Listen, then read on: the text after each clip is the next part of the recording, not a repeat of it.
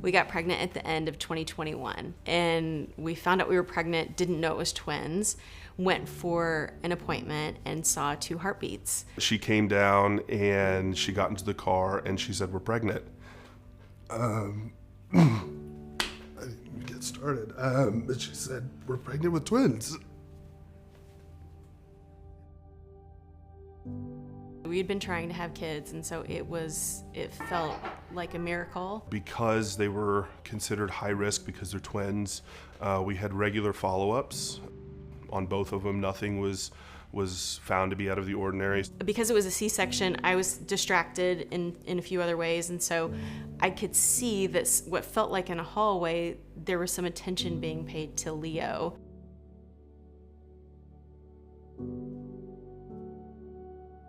A couple hours later, they came in, and that's when we realized that things felt very much like an emergency.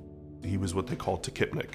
And so that's when they rushed him up to NICU. When we come out of utero, that PDA closes. And so when that PDA started to close on Leo, his heart was having to work harder because of the coarc. It could have been fatal had it not been caught.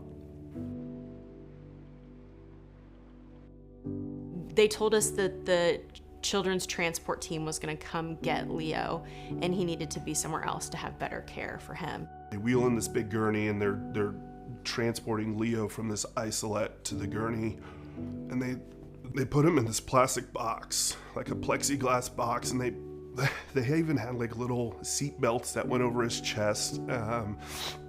And I don't know if he was kind of the lead guy or whatever, but I remember him saying, "Take a picture, just take a picture." And I'm like, why are you telling us to take a picture, man? And he's like, "You want to be able to tell this story to him when he gets older."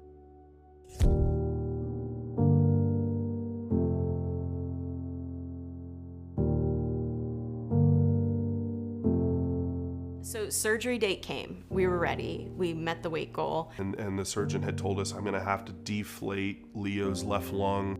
And he said, from the moment that I tie off Leo's PDA, we have 18 to 22 minutes to perform this procedure where we're going to cut out the diseased part of his aorta and reattach them. He said anything past that 22 minutes, the chances of paralysis to his legs increased tremendously. What felt like 1,000 things could go wrong. Yeah, we had some good friends that prayed with us to make sure that as much as possible, Leo would be safe.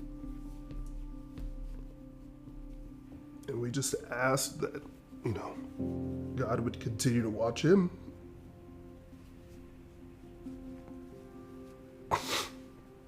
And that he would guide the hands of the surgeon. And they wheeled him out.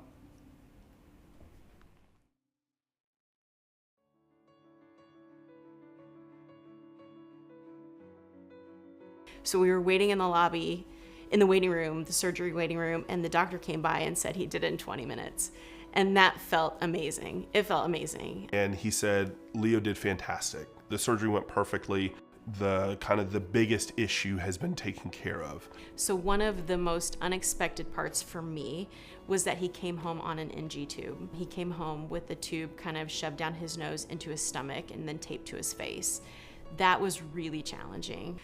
We did learn a couple days later that his vocal cord was paralyzed, essentially. His left vocal cord was no longer working at all. And they couldn't tell us, like a vocal cord that has paresis, they couldn't tell us when it would essentially wake up.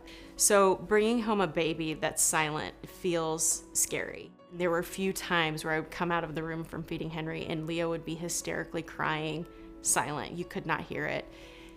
That is really traumatizing. So when that came back, it felt like a big win. We laugh now because he's very loud. He's very loud. And there are times where I think we want to be annoyed and we just can't be. I mean, the kid's loud. We wanted him to be loud. So Leo had pretty consistent follow-up with him and his team really for the next sort of year and a half. We were about a year and a half, maybe a year and a couple months removed from his surgery. And the surgeon was like, "Look, his repair site looks amazing. I can barely tell that he's had surgery." He said the VSD is very small. I wouldn't anticipate needing a second operation.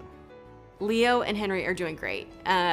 I was very worried about Leo missing some milestones from being in the NICU for so long. They kind of prep you for that. They warn you that that could potentially happen, and he's done great. He is like punching the world back. I think everybody is familiar with the American Heart Association, but I don't think we truly understand all of the work that they do. With what they've accomplished through the fundraising efforts and through the lobbying efforts, we have a lot more in terms of that preventative care and that ongoing heart health than we ever did before. One of the things I think the American Heart Association has done is research and money poured into research. A child like mine that has congenital heart defect, 1, we wouldn't have known about it. 2, we wouldn't have been able to solve for it. And then 3, we wouldn't be able to monitor it for the future. And we can do all of those things now because of the American Heart Association. Don't think twice about donating. The money's going to a fantastic place, a fantastic organization that truly cares about every single person. Do it and put a smile on your face. Feel good about it. It's a great cause. It's a great cause. It affects more people than I think wanted. It affected me in a way that I wasn't expecting. And so I'm grateful for the people that have donated before me. It's an amazing organization, and it, in my opinion, has saved the lives of countless children. I would say we're one of those families.